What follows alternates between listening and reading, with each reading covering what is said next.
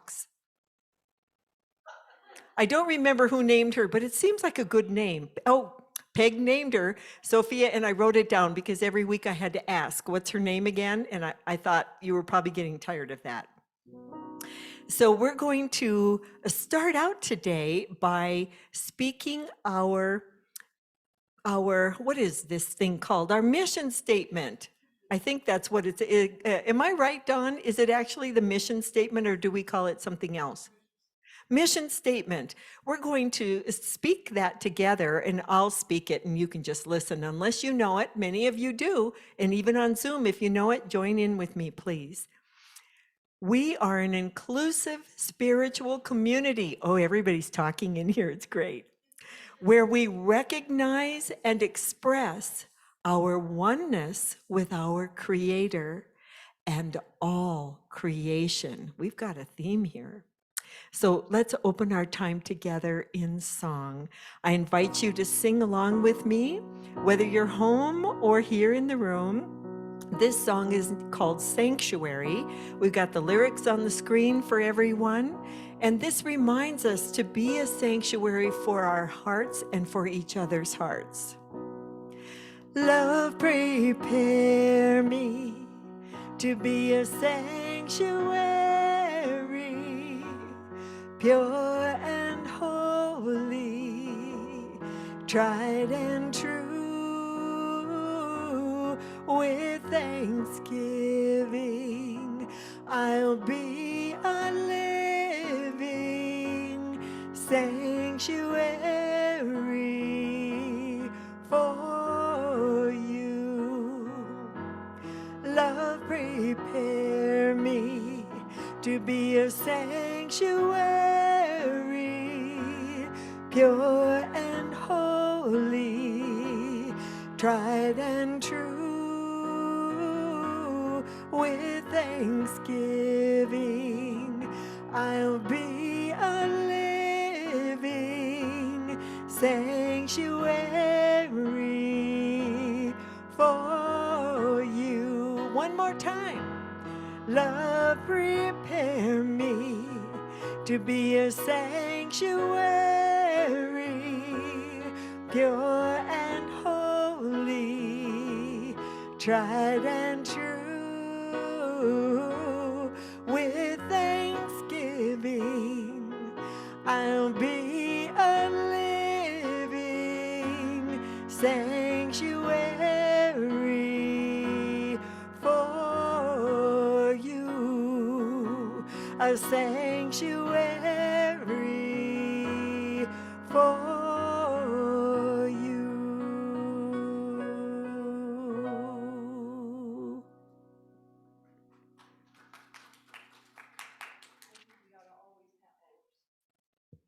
Always have a clap, a real clap in here because it's so good to hear the humanness. Rather than this, we used to do this, I just move that we start really clapping. Woo!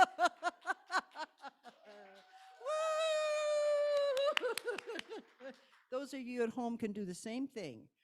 Connie, thank you so much, my dear friend. Good morning and welcome. We're so happy that you joined us today. And boy, it looks, oh, it's starting to fill in. Fill in. Thank you, Dar. Mark, can you move the camera? Our guest speaker today is David Ault. And for over 30 years, David has been a prophetic voice in the human potential movement as an unwavering crusader for mindfulness, global literacy, and social justice. An award-winning author, leadership coach, and global education advocate, he loves leading through example and abides by the motto that people would rather see a lesson than hear one. Currently, David actively tours and coaches associations, business leaders, and individuals on the paramount importance of value-based living and the uncovering of individual and collective hidden themes that hinder optimal living and performance. He is the founder of Kaleidoscope Child Foundation, whose mission is to advance vulnerable children and communities worldwide with sustainable education, life skills, and fresh water. David is an adventurer at heart and regularly takes groups on sacred site journeys, service trips, and continuously marvels at the wisdom gained through cultural immersion. He is the author of the bestseller, Where Regret Cannot Find Me. What a great name, what a great title. And the multi-award winning The Grass is Greener Right Here. Sylvia, would you please join or open our prayer for us?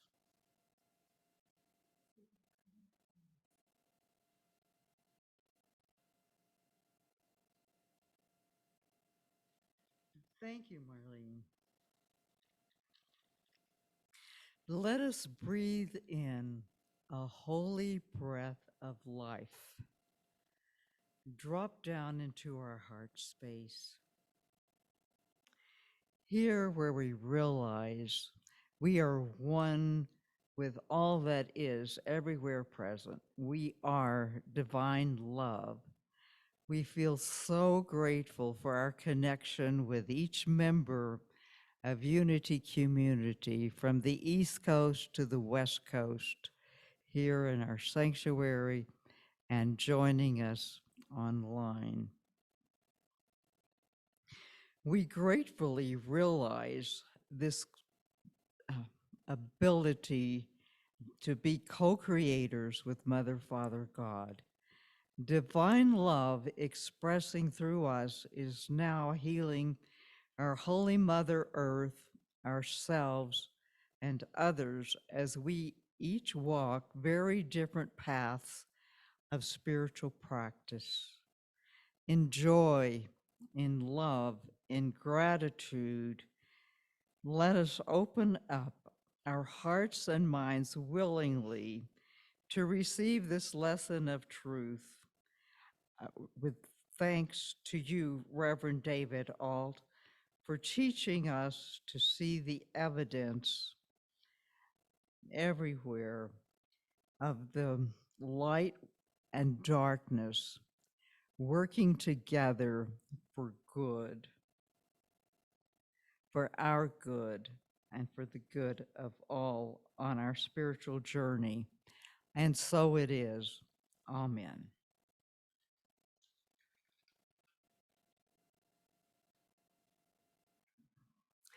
Thank you, Sylvia. Beautiful prayer. And I'm excited to hear Reverend David because there were a lot of really good nuggets in that intro that have me wondering what's going to be said today. You agree in the room? Yeah, it's like I want to hear about several of those topics. And so in the meantime, I'm not going to delay. We'll keep going here and sing a little song. When I was reading the promo for Reverend David's talk, it talked about the journey. And one thing that I'm trying to cultivate, and I think almost all of us are, is joy in that journey and to look for and find the good in everything, right? Right? Here we go.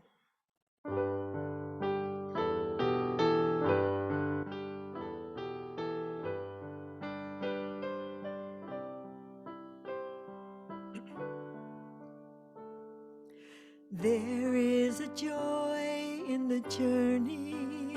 There's a light we can share every day. There is a wonder and wildness to life and harvest for all on the way.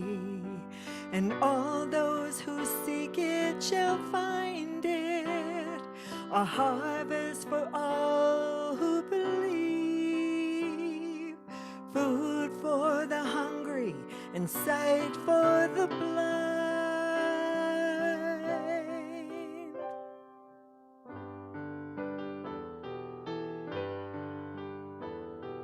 We all are born of the Spirit, and we share incarnation on earth.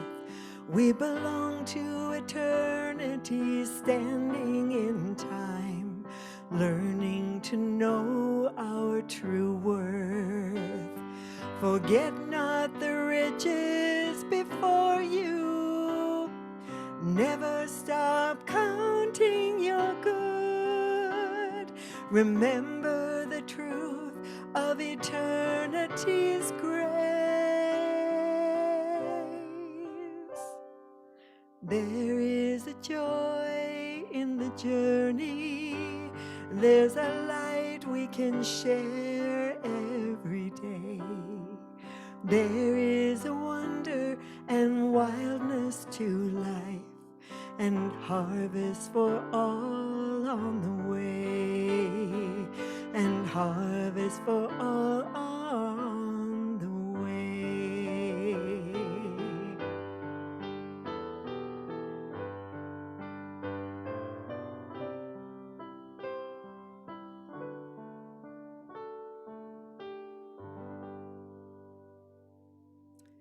Reverend David.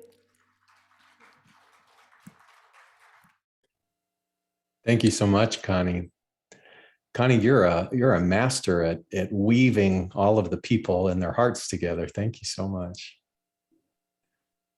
It's so wonderful to share a Sunday with you, and I think it's also fun to give you just a little bit of insight as to my New Thought journey. And I don't know about you, but I did not grow up in New Thought. How many of you actually did? Anybody actually grow up in this philosophy? I think like many people, I migrated here with a lot of resistance and stumbling and fumbling. I was born in Southeast Texas in quite a impoverished, sort of stereotypical upbringing with a hardcore Pentecostal background. And by the time I was 18, there was this thing that we like to call in New Thought divine discontent. That divine discontent was percolating inside of me so much that it was pushing me and strengthening my questioning to a point where at the ripe old age of high school graduation, I didn't know anything better but to just try to get away. And then, in all of my trying to get away, there was a scholarship to a place called Oral Roberts University that my mother sort of forced me to go to. And I thought, oh my gosh, my divine discontent is only going to grow bigger. And off I went to the same thing, kind of carbon copy, only amplified. So you can imagine by the time I graduated, that divine discontent was like Old Faithful. I mean, it was just shooting out of the top of my head. And as is the case, I think in our youth, our one option is just to get away from it. So what was my option to get away from it? I moved to New York City. This is where everybody goes, New York City. And that's because I wanted to be an actor and I didn't know where else to go. And off I went and pursued that particular craft. And I made this silly decision. And that silly decision was I didn't want to have anything to do with God ever again. That God of my understanding and upbringing was fearing and just, it was as if there would never be enough. I would never be enough. It would never be good enough. My accomplishments would never be good enough. So the answer was just drop it all and run. And so I ran to New York City, where I had some small humbling successes, and then wound up in Los Angeles. And the first week that I moved to LA in my acting career and in some auditioning, I physically ran into someone on Melrose Avenue that I had gone to Oral Roberts University with. And I knew this person from the music department because I used to sing a lot. And he looked at me and I looked at him, and we had this sort of moment of recognition. And he said, my goodness, what are you doing in LA? So I told him, and he said, what are you doing Wednesday night? Now, if you came from my background and somebody asked you, what are you doing Wednesday night? What do you think that they would be doing? They'd been inviting you to church. And I was trying to think so quickly on my feet. And I was making up these excuses. And I think he was pretty clever and he caught on. And he goes, no, no, no, no, no, no. This is not like that at all. He goes, there's this woman and she's just getting started and I am running sound for her. And I just have this intuitive hunch that you will really enjoy her. And so I caved in. I didn't know anybody. I was just this young transplant in LA. And so I showed up that Wednesday night, and guess who that woman was? Louise Hay. How many of you might be familiar with Louise Hay? So this was in those very trying, fearful days when the AIDS epidemic was getting started and there was little to no resource. And Louise was this, I would call her a unique beacon who was willing to sit, be with, welcome, hug, face to face these individuals who were going through a very frightening crisis. And that night, in that meeting, I heard her talk about the fact that you didn't have to earn your love. You didn't have to earn to be loved, that love just was. And that who we were and what we are and our purpose for being was enough. And as simple as that sounds, can you imagine the first time you've ever heard that? Particularly when you'd never been exposed to that kind of messaging. I mean, many of us, we've been hearing it now probably many, many, many years, but go back to that first time where you heard something different than how you had been raised. And that was that moment, that night.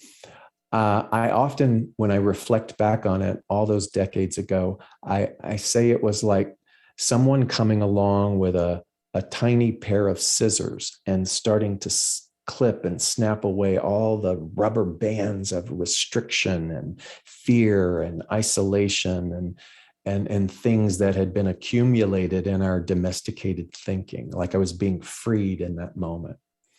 And my friend, his name was Jerry, he saw my reaction to Louise's message and he says, you know what? You remember our music days back at Oral Roberts? And he goes, Louise wants music. Maybe you and I and his partner at the time, he says, maybe we can come up with stuff to be compatible with Louise's message. And that is how my New Thought journey began. I was a singer in a trio called Alliance, and we toured with Louise Hay for many, many years. Maybe you might be familiar with her favorite song, which was I Love Myself the Way That I Am.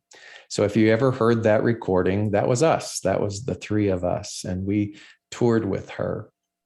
And when I think back upon that, I count my blessings because it was sort of like drinking from a fire hose.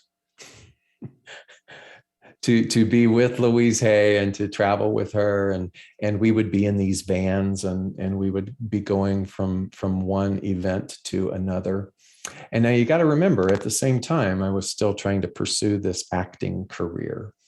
And I still had it in my consciousness that my worth was questionable. I still had it in my consciousness that things had to be hard.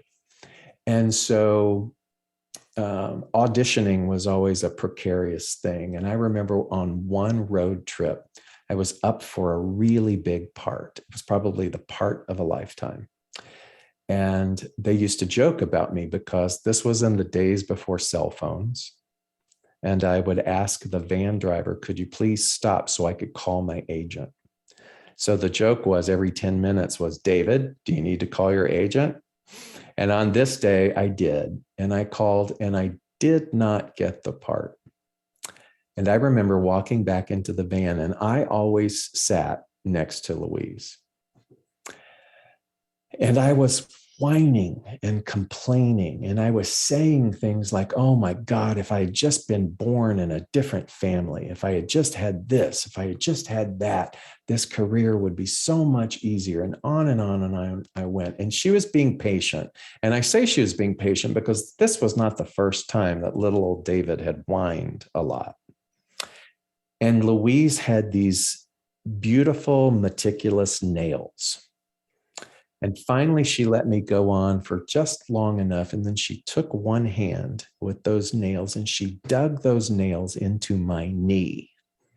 And she said, David, need I remind you that you are to honor the entirety of your journey? Honor the entirety of your journey.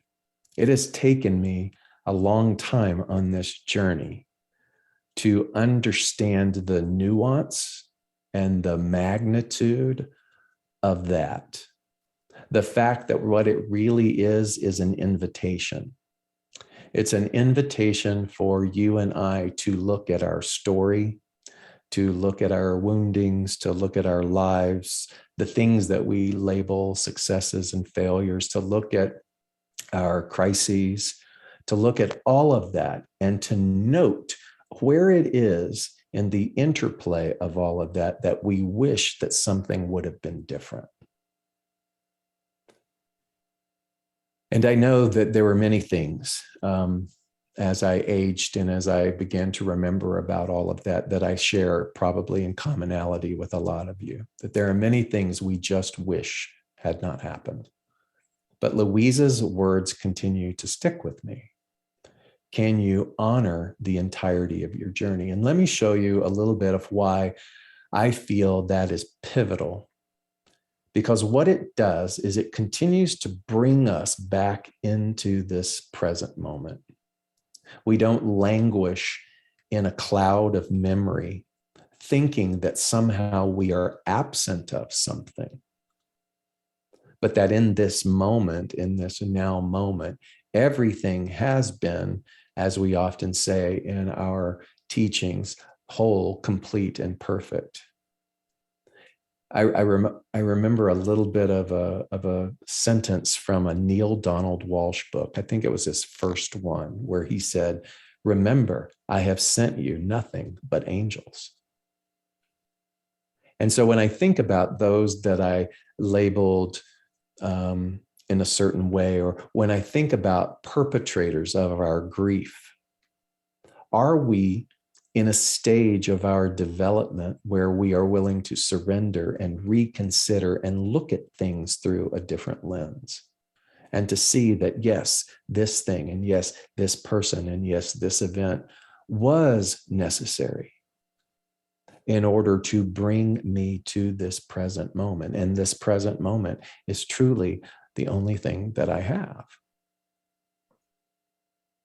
I was thinking during the pandemic, you know how we often say insanity is doing the same thing over and over again and expecting a different result? I came up with a new definition of insanity. You want to hear it? Insanity is attempting to apply a singular dimensional answer to our multi-dimensional experience. Kind of sit with that for a second. Sometimes we get lost in the idea that this is the totality of everything that's going on, right? This singular dimensional, this skin suit, this identity, this persona. But have you ever really fully entertained the idea of something more quantum, that happening, not linearly, but unilaterally? There are dimensions and activities that align with the new thought idea that we live in a perfect patterning. And I don't know about you, but a whole day can go by and I do not see a perfect patterning. A whole day can go by and I can get lost in the density of this singular dimensional experience. this idea of David, this particular challenge here, this thing over here that doesn't seem to work out. And I can get lost in that. And then I can pause and I can remember Louise saying, can you honor the entirety of it? And by entirety, now I have a new understanding, because the journey isn't just a singular dimensional journey. We're souls, right? We've been told that we're souls. This body, this vessel, this instrument is a thing that we are using to glide through the pains and the joys and the curriculum of being human, but it's not the entirety of what we are. And so to honor the entirety of the journey today, what I see she was talking about was not just me, David, and you, Penny, or Byron.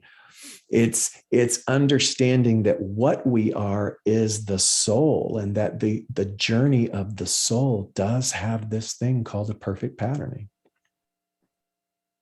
So I was a platform minister for decades in religious science, ordained. My tenure was in Los Angeles and then in Mobile, Alabama, but mostly it's been here in Atlanta, Georgia, where I live. And I stepped down in 2018, but I'd been at it for a long, long time. And something began to kind of niggle at me somewhere around, I would say about 2015, because you got to remember, from my point of view as a minister up there, looking out at everyone, I would take it personally when I saw a congregant staying stagnant in a story, or stagnant in an issue, or stagnant in a pain. I would think, I'm not doing my job well enough. I'm not being a conscientious disruptor. I always think of Jesus as the ultimate conscientious disruptor, coming in and stirring that up in order to get us to question. I said, I'm not being a good enough conscientious disruptor. And I thought this one thing, in that teaching of New Thought, we say and we pray that God is all that there is. And I thought, how do I embody that? How do I not just teach it or talk about it on a Sunday? How do I not just teach or talk about it in a class? How do I move beyond just reciting it in a prayer or singing it in a song? But how do I find a way to wake up every day and feel the roots of the knowing that God is all that there is, growing deeper and deeper and deeper into me, so that I move beyond hope, so that I even move beyond belief, so that there is this inexplicable thing that we call knowing. I know it.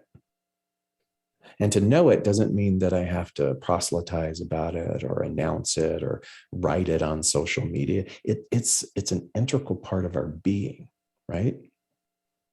How can I know? How can I bring integrity to the principle that God is all that there is?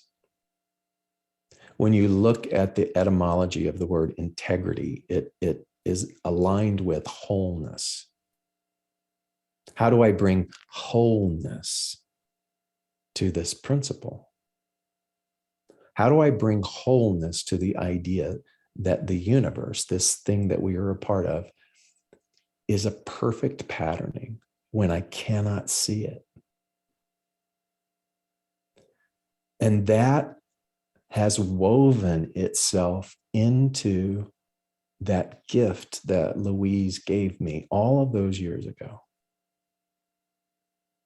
And I realized that my ability to begin again, which is what I do every day, begin again, to bring integrity to the principle that God is all that there is that I go back to honoring the entirety of my journey. That means that there is a requirement of me to now look at those that I have moved outside of my heart. There's a requirement of me to check my perceptions and to see that not everything is as it seems. There is a consideration that is being asked of me to look at identities, to look at events in a more quantum understanding. This could be a workshop that you and I could spend all weekend on, because we could go through so many things and examine and talk about and see, what if all of that is a divine gatekeeper that is welcoming us to cross through one more portal of awareness, one more portal of awareness, one more portal of awareness. And so I see that, and I love this word, meticulousness. In fact, just say it, because when you say it, you cannot help but smile. Meticulousness. There is a meticulousness within the timing, what we call timing, of our lives. And when I look back and see those points of pain where I just wished it was over, or I just wished something would end, the meticulousness of how everything built upon itself. In the introduction, so lovely that you talked about my foundation. So as far back as 2004, I went to Cambodia. And prior to that, having kind of come from nothing and having been with Louise and traveling and doing the things that I had done, I had a fairly decent email list.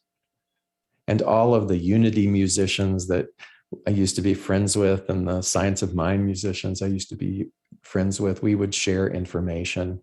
And one guy, Greg Tamblin, he called me one day and he said, "David, do you know that you could go to China if you could just get 15 people to sign up?" And that little part of the little boy in me, the poor boy that wanted to get away and see the world, was like intrigued by that. And lo and behold, Greg was right. Because I called this company, put out an email, got 40 people to sign up to go. And thus began this lifelong experience of traveling and seeing the world pretty cheap. I just had to take people. And so I had been doing this now for a while. And in 2004, we went to Cambodia. I didn't know anything about Cambodia. I didn't know that in Cambodia was one of the largest spiritual temple complexes in the world. One of the ancient wonders of the world. It's called Angkor Wat. Had 15 people on that trip, and we went to Thailand, and then we went to Cambodia, and something happened there. When we landed, and I'm sure you've had this feeling, there was this sense of home. There was this sense of familiarity. And what was so unusual was the fact that if you know anything about the Cambodian culture, you understand that they had a civil war in the 1970s. If you've ever seen the movie The Killing Fields, which won the Academy Award, that's what it was about. It was about how more than 2 million Cambodians lost their lives in this civil war. And so landing there in 2004, it was still in recovery. But the unique thing was that there was this equanimity among the people. You would think that there would still be this sort of hardening, but there wasn't. There was this calmness that didn't quite go with the external poverty that was there. And the people in the group, I would say, had never really seen poverty up close and in front of them like that. And their natural empathic state was to do something. And so just the shortest of short versions, they all agreed they wanted to do something. I went to the guide. I said, "I understand it's a one-off. And so since it's a one-off, will you take us to the worst place imaginable?" And he looked at me like I was nuts. And he said, "Why?" And I said, "Because if we can only do one thing, let's maximize it." He told me about a lake called the Tonle Sap, and that in the dry season, when the water recedes, the refugees, the transients, the homeless, the orphaned, displaced children, the people who had experienced the landmines where it had blown all their limbs off, they just sort of congregated there on the banks of this river. And then when the monsoons would start up, they would disperse again. He goes, if you want to see the worst of the worst, that's where it's at. And he goes, if you want to do something, feed those kids. And I said, feed them what? And that began a discourse of, you can't just show up, you can't just bring anything. You got to take in consideration the indigenous digestive system. You got to take in how much chaos could happen, on and on and on. And so we made a plan. And I talked to the people, and of course they were on board. And so we went to the local markets. And do you know that by the end of gathering as much as we could, that we had gathered almost 3 local markets worth of food. And when I went to pay for it, it was $86 US. And it was that moment. That was the moment when I realized that even a little poor boy from Southeast Texas could do something, that things didn't have to look a certain way, that all you had to do was sort of be in this willingness to show up and to honor your journey. We had to rent a fleet of vans. The guy said, I've got to somehow get a message to the matriarch of this village. Do you know that even a transient village has a matriarch? And I don't know how he did it, because this was before cell phones were rampant. But by the time we showed up, there were more than 100 children sitting in the cake bed of that lake, waiting. And we started to distribute that food. And it was working for about 7 minutes. And then off in the distance, another 100+ children started storming around us and grabbing. And as you can imagine, before you know it, all of the vans of food were gone. And we were standing there and we were breathing really, really heavy. And one woman looked down, and all of our clothes were covered with these little muddy handprints. And she started crying.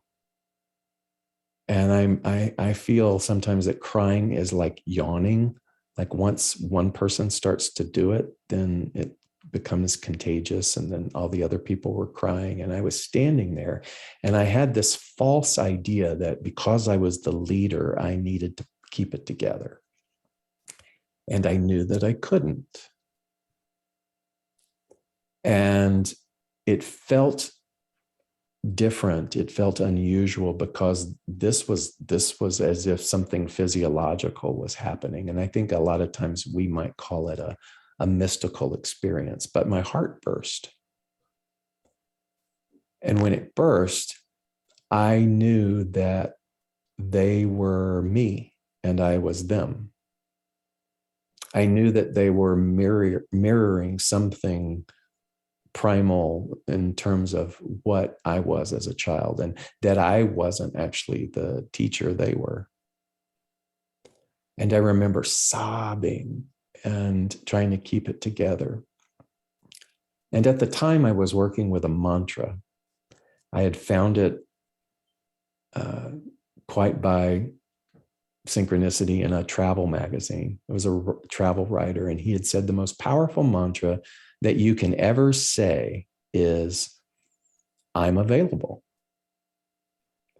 And then he said, look out, because if you mean it, your whole world will change. And so around that time, I had been walking around going, I'm available. I'm available. And on the banks of the Tonle Sap Lake in Southeast Asia, in Cambodia, sobbing on my knees in a smelly pontoon boat because I had tried to remove myself from everybody. I said, I'm available. Didn't know a thing about what to do. I started to go back every year. I made 1,000 mistakes, 1,000 discouragements. And after 5 years, finally received permission from the People's Party of Cambodia to start an NGO there. And we opened up a little one-room pavilion classroom. And today we have 2 campuses in Siem Reap. We have 600 children in Cambodia. In 2016, I went to India thinking that maybe possibly I could replicate what we had started there. And today we have 2 schools in India in the state of Bihar, which is the poorest part of that nation. It's right under Nepal. We have the first school that we built in a slum there. There are thousands of slums. The need is phenomenal, but we started. And we also work in Guatemala, and we work with an existing language school to try to extricate young Guatemalan girls out of slave labor and to give them education. And that's just the top of a little pin of the requirement that is involved in that kind of work. And we're a tiny organization. And yet, by honoring the entirety of our journey, all of us, by being willing to say, I'm available, then I believe that that which is within us, which is the visionary, and by visionary, I simply mean that it is a part of the soul's calling that will never be completed. Can you be okay with that? Can you lend yourself to a vision where there is no finish line? And in doing so, can you say, I'm available? And I believe, like that quote said, look out, because if you're sincere, everything will change. That is interwoven with what Louise said. It was almost as if she knew already.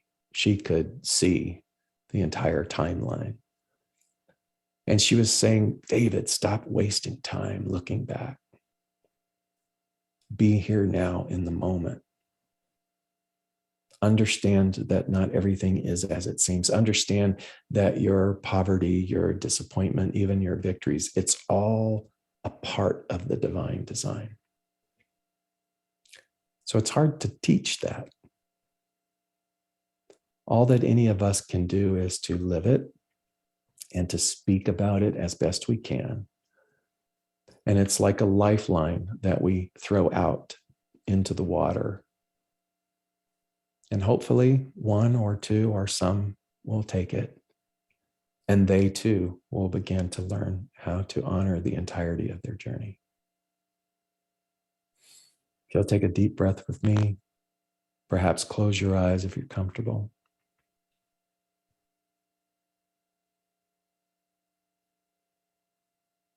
If there is that part within you that can feel that call of something more, I believe we all share it. Then we don't have to complicate it, and we don't have to know the how. I believe the first loving step is to just simply say, I'm available. And with that, we let it be. And so it is. Thank you so much.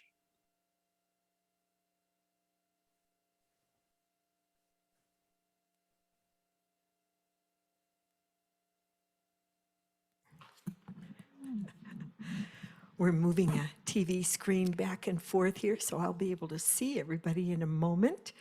And I don't know about all of you, but I think we need to take a deep breath, don't you? Let's take a nice deep breath in and let it out. Wow. That's all I have to say. I don't really want to sing. I want to listen more. And thank you so much, Reverend David, for sharing those pivotal moments, some of them that you've had in your life when you said, I'm available, for sharing that with us and modeling that with us. In the room here, people were talking back to you when you'd ask a question, and very excited to hear what you have to say. And even though I can't do all of this, I love myself the way I am. There's nothing I need to do. I used to sing with Mike Baker at the Religious Science Church in Charlotte Amont, and Raz Smith and Wanda. So we have people in common. I knew your name from somewhere. And I had the pleasure of seeing Louise Hay. It makes me wonder if you were on stage with her years ago in San Diego, and Wayne Dyer spoke. He opened for her, I think. Yes, he did. It was so interesting. But yes, to honor the entirety of our journey, and to say, I'm available. Anybody want to say that with me? I'm available. On Zoom, I didn't hear you. Say it again. I'm available. There we go. Let's all be available and see what kind of divine, I'll just call it magic. I know it's not, but it feels like magic, doesn't it, sometimes? Thank you so much for being here. Some of you will remember this. We used to sing the chorus of this as, I don't know when, in the service somewhere. So I invite you to join me if you remember it. Joy and peace in my heart, always I feel. Joy and peace in my mind, God within revealed. Joy and peace in my life, I am healed.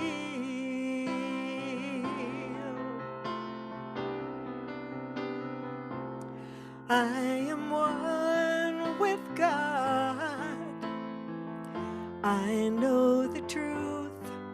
I am one with creation and one with you. There is no separation between all that is. I am one and available. The Spirit dwells within me and guides all I do. It infuses my life with the light. I am new. I am rich with abundance of all that is good. All is good. Back to the chorus. Joy and peace. Joy and peace in my heart, always I feel. Joy and peace in my mind, God revealed within. Joy and peace in my life, I'm healed. I am healed. I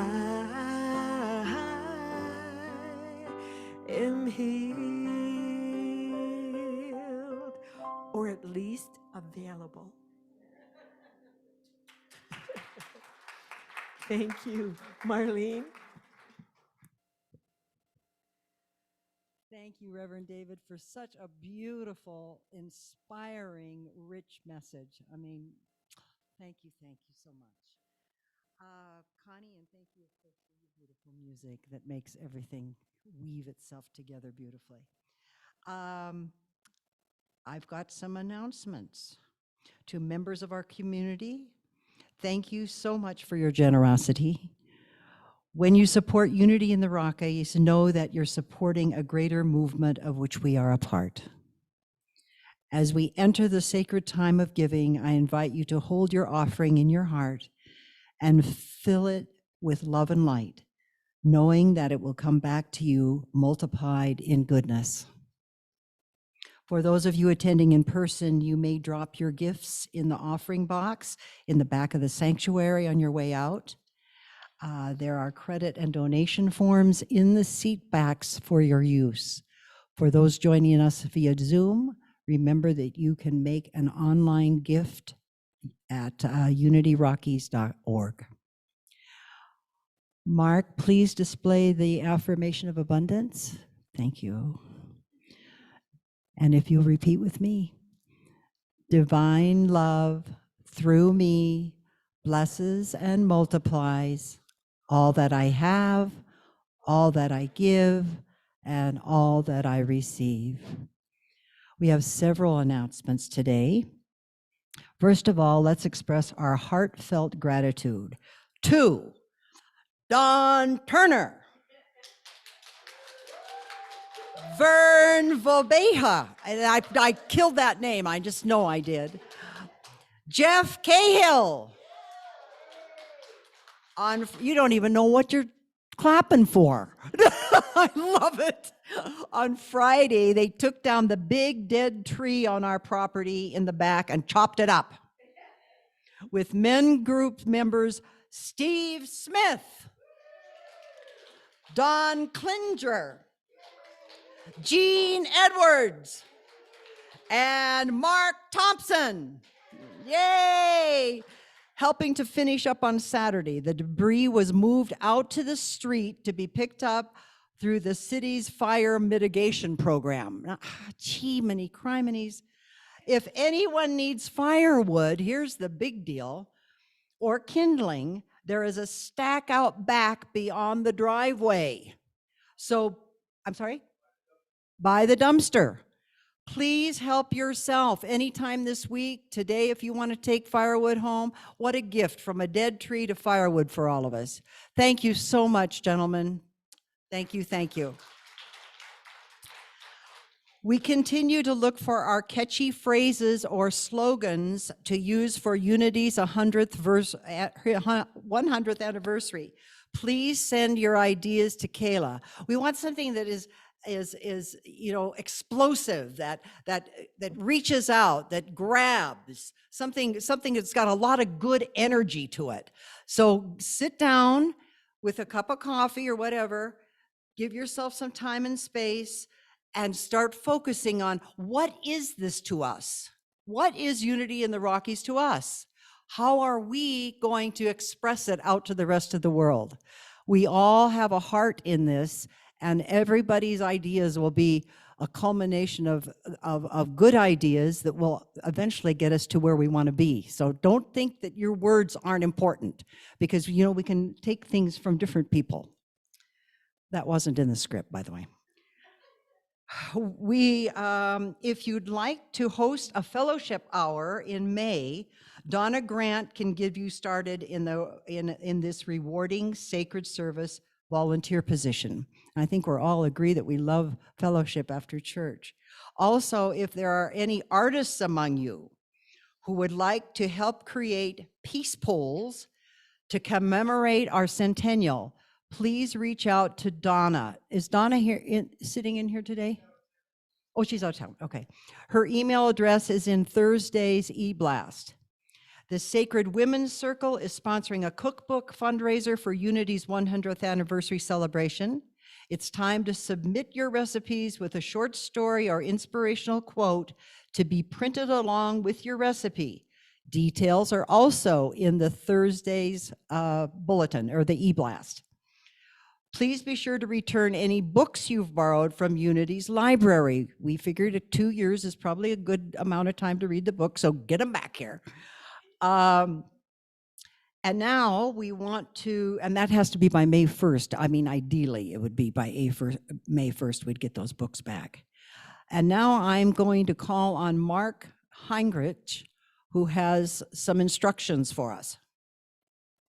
Well, I don't know that I would call them instructions per se, but I want to let you know that with some great help from James Henry and some people who want to remain anonymous, we are implementing a new Wi-Fi system. If you look around, you're going to see some Y-shaped things on the wall held on by tape. This is temporary, but we're testing the positioning to get a good feel. So I ask you during fellowship to log on to Unity Rocky's Wi-Fi. The password is in the fellowship hall, and just test it. Download something, listen to music, whatever. I'll be wandering about to get your thoughts and your feedback. But if this works out, then we're going to put them up in a much more permanent way without the wires dangling. So we're moving forward. Also, I need to point out that not only is this a stronger network than we had, it's also going to be more secure. And part of that security is going to be changing the password, because I was able to receive our signal across the street. And that was with just my weak little cell phone. So rather than having people squatting and using our network that we don't really want, we'll be changing the password periodically. So anyway, I hope that you'll give it a try this morning, wander around. We're using what's called a mesh system, so that as you walk from one area to another, you're going to see, you should not lose any connectivity. So we always appreciate your thoughts, and if you do have them, just pass them on to Kayla. She'll give them to me and the rest of the team, and hopefully we will have more good things coming. So thank you very much, Marlene. Thank you, Mark. We are going to be, just like Connie says, we're going to be able to have a coast-to-coast station here. We'll be telegraphing all over the world here soon. Reverend Elizabeth will be our speaker next Sunday, so be sure and join us. She'll be speaking 3 Sundays in May and will be with us in person on May 15th. So mark that mark out on your calendar, and be sure to save the date. Oh, well, there you go. Saturday, May 14th of that same weekend, she's going to be leading a workshop titled Honoring Our Past, Creating Our Future. This will be a day of discovery, healing, and celebration, so plan to attend. So the 14th and 15th, definitely. As we continue our search for a permanent senior minister, I ask the community to join me now to say our affirmation for a new senior minister. Mark is putting the words up on the screens, on the monitors. Please join me. With gratitude for the past, we align vibrationally to demonstrate and attract the highest level of leadership in accordance with cosmic law for Unity Spiritual Center in the Rockies. Following this service, if you'd like to stay for fellowship on Zoom, simply stay online. David will be staying in the Zoom room to visit you. Those here in person are invited to join us for good food and time together in the fellowship hall. Prayer chaplain Sylvia will give the closing prayer. Before Sylvia stands up, you can relax a minute. I'd like Fran to stand up, and I'd like all of us to sing happy birthday to Fran. Fran, are you okay if I share what your birthday is? Are you okay if I share how old you are? You know, you always have to ask a lady before you do that. Fran had her 90th birthday yesterday. So let's sing happy birthday. Happy birthday to you. Happy birthday to you. Happy birthday, dear Fran.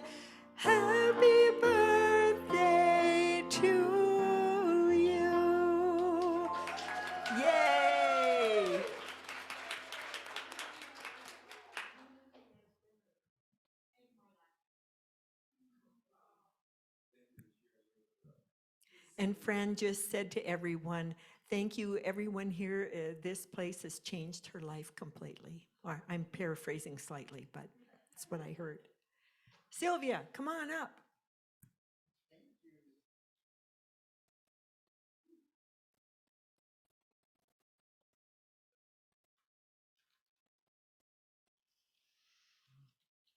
As we close in prayer, let us be aware of the truth of today's lesson as it applies to our lives. Breathing in the wisdom and insight of Reverend David Ault's message, and exhaling all thoughts of lack or fear, we let go into divine alignment and love.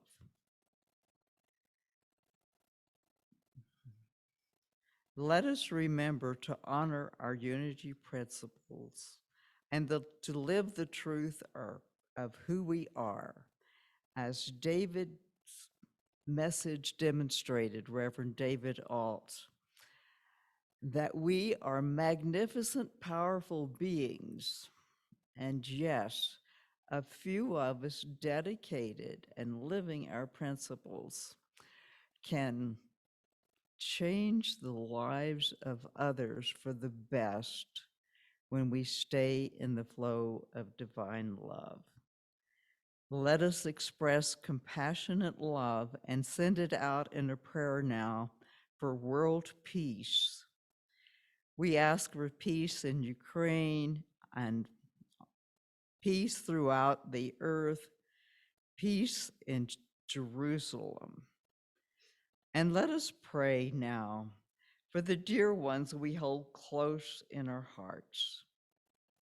Now, say their names.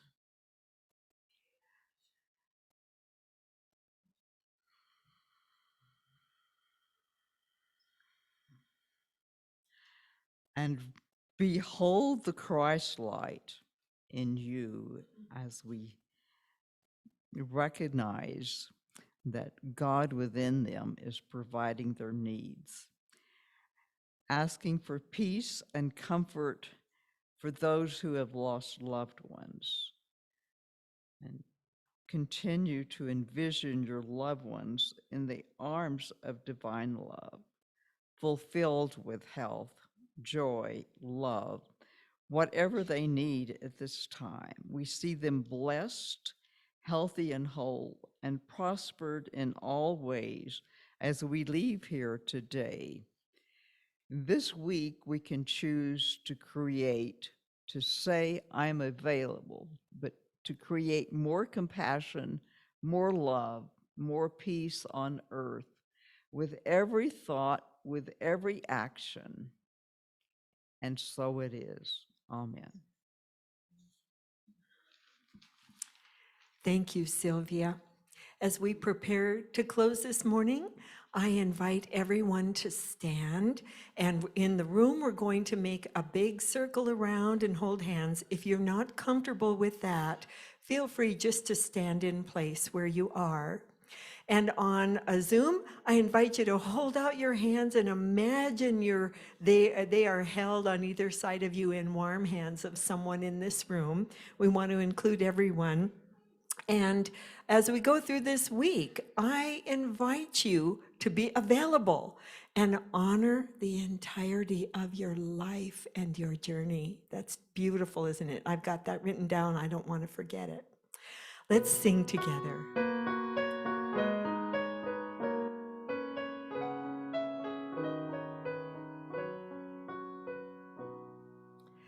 Let the light within you shine.